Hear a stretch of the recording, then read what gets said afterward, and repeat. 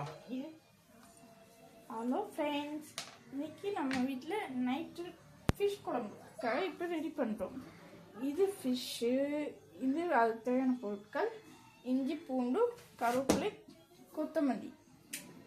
இப்போ நம்ம ஸ்டார்ட் பண்ண போகிறோம். பண்ணுங்க, வேகமாக ஸ்டார்ட் பண்ணுங்க. ஸ்லோவாக ஸ்டார்ட் பண்ணணும். இப்போ கடுகு போடணும். கடுகு அதுக்கு முன்னாடி அடுப்பை பற்ற வைக்கணும். பற்ற வைக்கவே இல்லையே? பற்ற வச்சாச்சு. கண்ணு தெரியாத கண்ணு தெரியாதவங்கன்னா நமக்கு வந்து பார்த்துக்கணும்.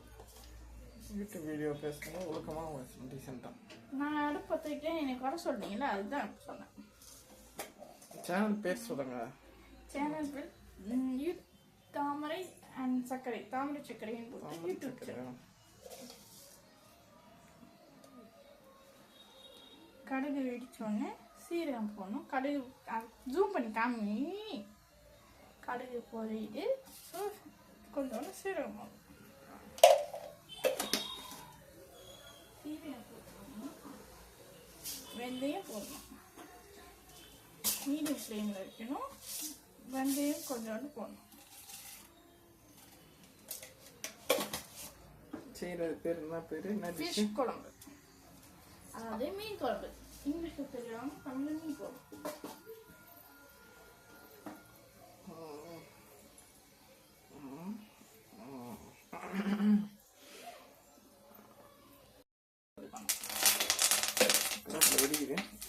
வெடிக்காமல் பட்டாசு கொஞ்சம் அடி விடுங்க.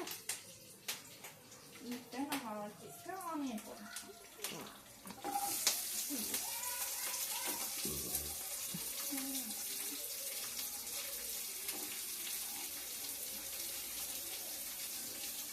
அதுக்கப்புறம் பச்சை மிளகாய் 2 போடணும்.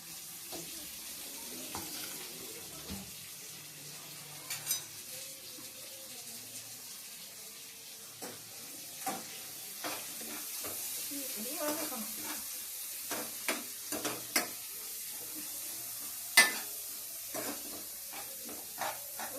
சிவப்பு கலர்ல ஆகணும் கொஞ்சம். இப்போ சால்ட்டு போடணும். தேவையான அளவு உப்பு.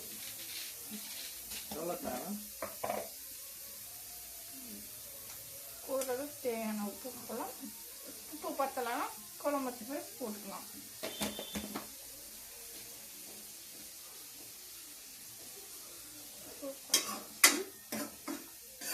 சமைக்க எவ்வளோ நேரம் ஆகும்? டைம் சொல்லலாம். ஒரு ஹாஃப் அன் ஹவர் ஆகும். ஏன் உங்களுக்கு ஏதாவது வேலை? ஹாஃப் அன் ஹவர் ஃபோன் பிடிச்சி கஷ்டமாக இருக்கும். சரி, பரவாயில்ல.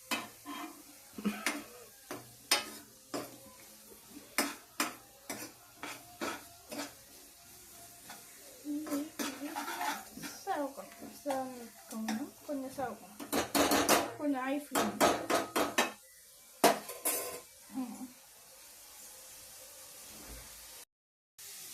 இது டொமேட்டோ. இப்போ டொமேட்டோ போட்டுக்கிறோம். தக்காளி போட்டு வதக்க போடும்.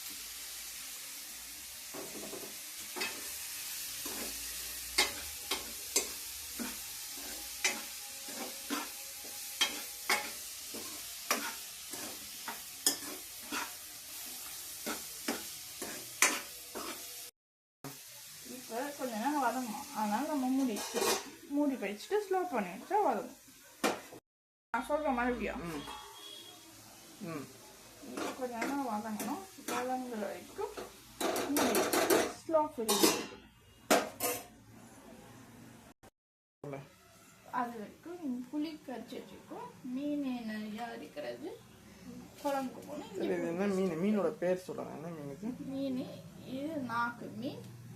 இது என்ன பெருத்து இல்லை, அதெல்லாம் எனக்கு தெரியல. நீங்களே இருந்தால் தெரிஞ்ச கமெண்ட்ல போடணும்.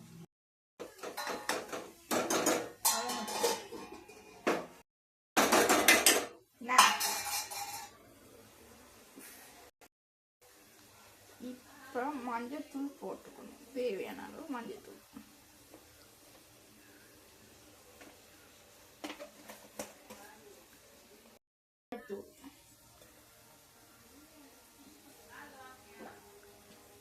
தேவையான வீட்டு மிளகாய் தூள்.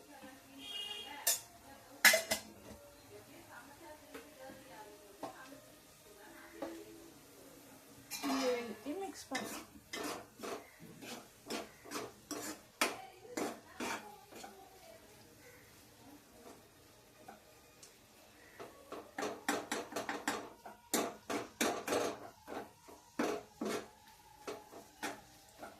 மிக்ஸ் பண்ணிட்டு நம்ம புளி கரைச்சி வச்சுட்டு தேவையான அளவு புளி தண்ணி ஊற்றிக்கணும்.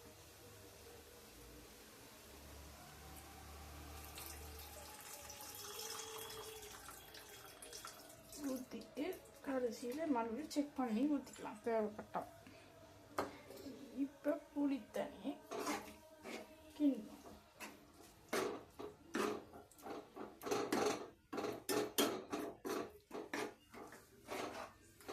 கிண்டி விட்டு தேவையான அளவு தண்ணி ஊற்றணும். கிண்டணும். தேவையான அளவு தண்ணி ஊற்றிக்கலாம்.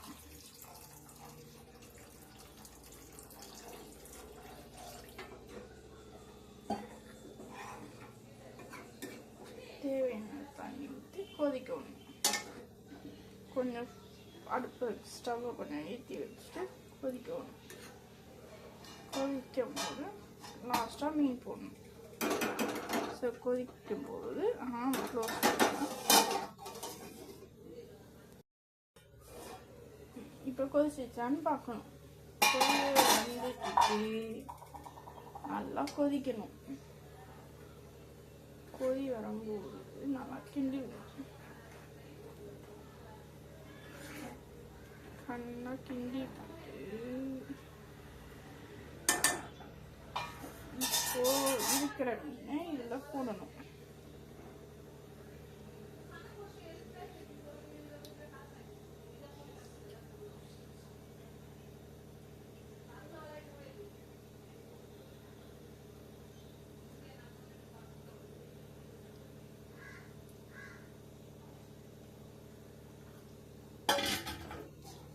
மீனை போட்டு அந்த குழம்பை இனிமேல் கொஞ்சம் கொஞ்சம் ஊற்றணும்.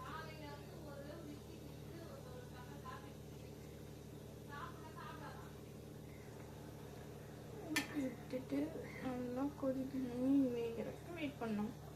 இப்போ க்ளோஸ் பண்ணிடுவோம். மீன் வேகணும்.